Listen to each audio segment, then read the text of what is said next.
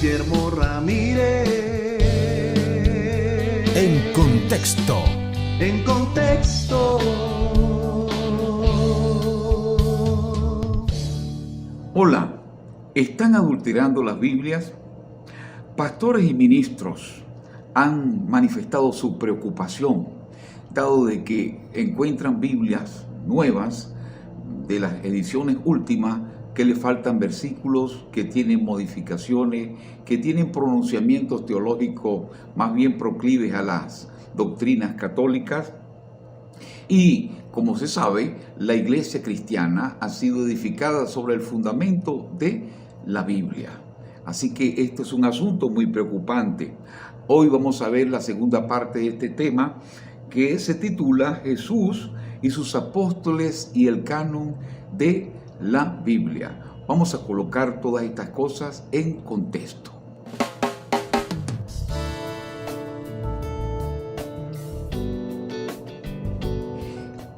Como decíamos en la ocasión anterior, desde el tiempo y a partir del tiempo de Esdras y Nehemías, se comenzó a conformar, o ya se había conformado y se continuó ese proceso de conformación de un canon bíblico, o sea, unos libros inspirados, ¿ok? Dentro de esa medida y esos acuerdos de los rabinos antiguos. Así se llegó a lo que fue el canon palestinense, ¿ok? El canon palestinense que estuvo confrontado con el canon alejandrino. El canon palestinense estaba compuesto de los libros protocanónicos, que quiere decir primer canon, así se le llamó teológicamente, mientras que el otro canon, que ya vino a surgir en el año 300 en adelante después de Cristo, se le llamó el canon alejandrino, ¿ok? El canon alejandrino, y se le llamó estaban integrados por los libros deuterocanónicos, lo cual quiere decir segundo canon. Luego llegamos al tiempo de Lutero, cuando Martín Lutero, ya en el 1600 y tanto, se propone a hacer la Biblia para su pueblo en lengua vernácula alemán, y dejó por fuera, por supuesto, esos libros deuterocanónicos, que quiere decir segundo canon, y que los maestros antiguos de Israel le llamaron apócrifos, y que se hizo eco de tal expresión el hermano Martín Lutero. Así que no fue Lutero quien le dio el nombre de apócrifos, fueron los rabinos antiguos, y es apócrifo, lo que quiere decir es oculto, de origen desconocido, dudoso en su fecha, en sus autores, y por lo tanto no tenían consistencia como libros inspirados y no fueron integrados, como tampoco fueron integrados por el hermano Martín Lutero. Ahora, el tema de hoy tiene que ver con lo que Jesús y sus apóstoles tenían como canon y lo que ellos usaban como tal. Vamos a leer una escritura en el capítulo 5 de Mateo. Vamos a comenzar por allí. Capítulo 5 de Mateo, versículo 17, donde dice: no penséis que he venido para abrogar la ley o los profetas. No he venido para abrogar, sino para cumplir. Porque de cierto os digo que hasta que pasen el cielo y la tierra, ni una jota, ni una tilde pasará de la ley. No pasará, ni una jota, ni una tilde, hasta que todo se haya cumplido. ¿Ok? Entonces, Jesús estableció ese canon, que era el canon que él utilizaba, o sea, el canon palestinense, ¿correcto? Porque él mismo habla luego de la ley, los profetas y los salmos, ¿correcto? Que quiere decir la Torá, el Naví y el Ketubí en idioma hebreo, y que lo reitera y lo vamos a venir viendo en adelante. Y en esa ocasión y en todas esas ocasiones el Señor le enseñó a sus discípulos respeto por las Escrituras, les enseñó confianza en ellas, les impartió revelación de las mismas cuando les dijo: he aquí yo abro ahora vuestro entendimiento para que comprendan las Escrituras, y les dijo y enfatizó que esas Escrituras debían cumplirse y vinieron para cumplirse en él mismo. en él mismo cuando él dijo en Lucas 24, era necesario que se cumpliera todo lo que está escrito de mí en la ley, en los profetas y en los salmos. Y les hizo comprender las escrituras, como les decía, al abrir su entendimiento, ya en el versículo 45 de ese capítulo 24 de Lucas, y que estas escrituras se cumplirían al pie de la letra como está expresado allí. Luego encontramos otra situación donde Jesús, ya no dirigiéndose a sus apóstoles, sino a sus adversarios, a sus enemigos, los religiosos, los adulteradores de la Biblia, los que con sus tradiciones invalidaban el mandamiento de Dios, incluso impedían que se le diera ofrenda o que se le diera una ayuda a los padres y que se dijera que era mi ofrenda a Dios, y que Jesús los fustigó porque les dijo: ustedes con vuestras tradiciones invalidan el mandamiento de Dios. Esos mismos, de ese mismo espíritu antiguo, en el cual es el que hoy nos hace colocar en las manos Biblias con versículos que faltan y todas esas cosas, a esas personas, ¿ok? Jesús confrontó en Mateo 23, 29. Vamos a leerlo desde el 33, donde dice: serpientes, generación de víboras, ¿cómo escaparéis de la condenación del infierno?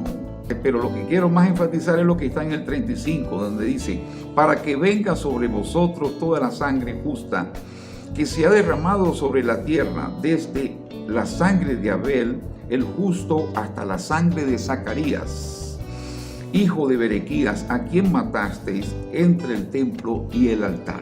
Ellos mismos habían dicho que si ellos hubieran vivido, lo dice en el versículo 29, ellos no hubieran sido cómplices de su padre en el asesinato de los profetas. Y entonces Jesús les dice: ustedes sí son culpables de esa sangre, serpientes, ¿sí? Les dice así, fustigadamente y fuertemente. Uno no lo puede decir más fuerte que como lo dijo Jesús, ¿sí? Porque ustedes están manifestando que son asesinos, así como me queréis asesinar a mí, lo cual no hizo Abraham. Ustedes son hijos de vuestro padre el diablo. Y con ese espíritu homicida, ¿ok? Ese mismo espíritu homicida es el que actúa en el daño de las escrituras, en las modificaciones, en las alteraciones, en todas esas cosas, ¿ok? Cuando Jesús dijo que no se cambiaría y que no pasaría ni una jota, ni una tilde, nada de eso podía ser cambiado. Por eso Jesús lo fustigó en cuanto a esos libros inspirados que él colocó allí. El primer asesinato, el de Abel, correcto, en el libro de Génesis, y después el asesinato que se registra en Segunda de Crónica de el sacerdote a Zacarías. Entonces, pero fíjese bien, eso es un detalle importante. ¿Por qué? Porque el primer libro de la Biblia, de la Tanaj judía, ¿ok?, en el orden como están dispuestos sus libros, ¿ok?, que lo hemos presentado varias veces y que tiene 24 libros, ¿ok?, lo cual es igual a los 39 libros del Nuevo Testamento que nosotros tenemos, ¿ok?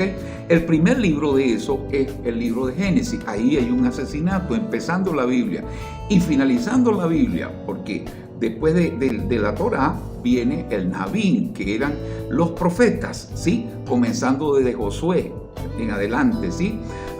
Y luego los escritos, ¿ok? O sea que Jesús llamaba los salmos. A partir de los salmos allí hay otros escritos, y al final de esos escritos está Segunda de Crónicas, ¿ok?, donde fue el segundo asesinato, con lo cual Jesús está diciendo, como que digamos nosotros hoy, desde Génesis a Apocalipsis, todos vuestros homicidios serán castigados, ¿ok?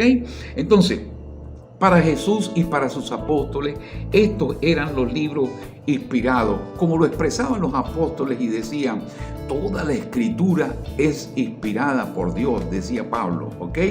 Y decía Pedro: ninguna profecía vino por voluntad humana, sino que los santos hombres de Dios hablaron siendo inspirados por el Espíritu Santo.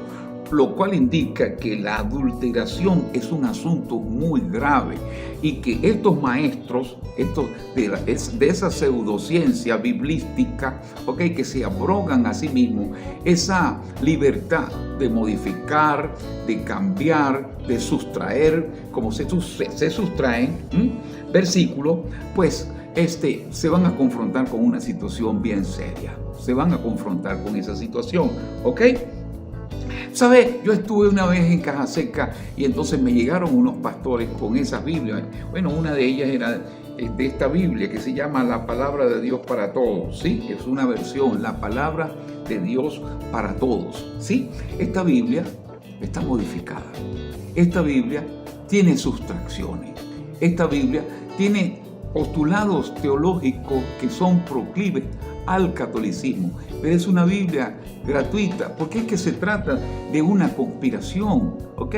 Y nosotros, por supuesto, no vamos a ser partícipes de tal cosa. Y hay ministerios cristianos, en este caso la Liga Bíblica, que distribuye esta Biblia, ¿sí? Que no es conveniente de ninguna manera, pues Jesús no estaba de acuerdo, no estaba en su canon, ¿sí? ¿Ok? Ahora, miremos algo más por acá. En Lucas 16, no solo Jesús les enseñó a los apóstoles, a sus discípulos, no solo fustigó a sus enemigos, no solo mostró las escrituras del Taná inspirada, como vamos a ver, también podemos ver en Mateo, sí, ya leíamos allí, ¿ok? Desde el asesinato de Abel hasta el asesinato de Zacarías, ¿ok? Como Jesús metió en ese de Génesis, Apocalipsis, esos contenidos, pero también en el capítulo 16, versículos 16 y 17, dice Jesús, la ley y los profetas fueron hasta Juan el Bautista. Desde allí en adelante, el reino de los cielos es predicado. Entonces Jesús le está diciendo a la iglesia, a partir de allí, de Juan, comenzó entonces a elaborarse lo que fue y lo que es el Nuevo Testamento. O sea, porque él dice, a partir de allí, estamos hablando de Lucas 16 y 17, ¿ok? Es anunciado el reino de Dios, ¿ok? Estos biblistas de la alta crítica textual, ¿ok? Hacen una obra destructiva, ¿sí? Y detrás de ellos está el catolicismo, que es el que financia estas cosas, ¿ok?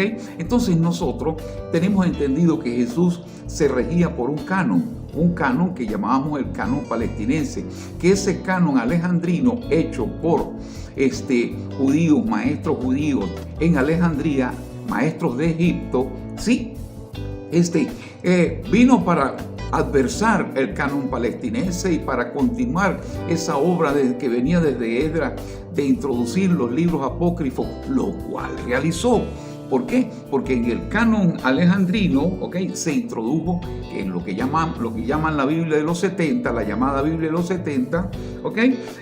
Se introdujeron esos contenidos, ¿correcto? Contenidos a los cuales se opuso el propio Jerónimo de Estridón, que fue el que tradujo la Biblia católica después del año 300, Jerónimo de Estridón, y que decía que no debían incluirse los libros apócrifos, mas el catolicismo, en una obra de adulteración descomunal, ¿sí?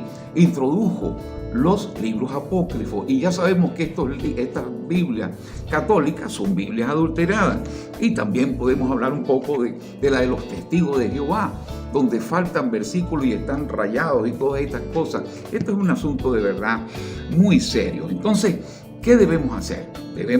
Entonces yo te invito y te animo y te pido incluso que te suscríbete a nuestro canal, y si tienes preguntas e inquietudes, háznoslo llegar a través de los comentarios, ¿correcto? Opiniones que pueden ser incluso adversas, ¿sí? ¿Ok?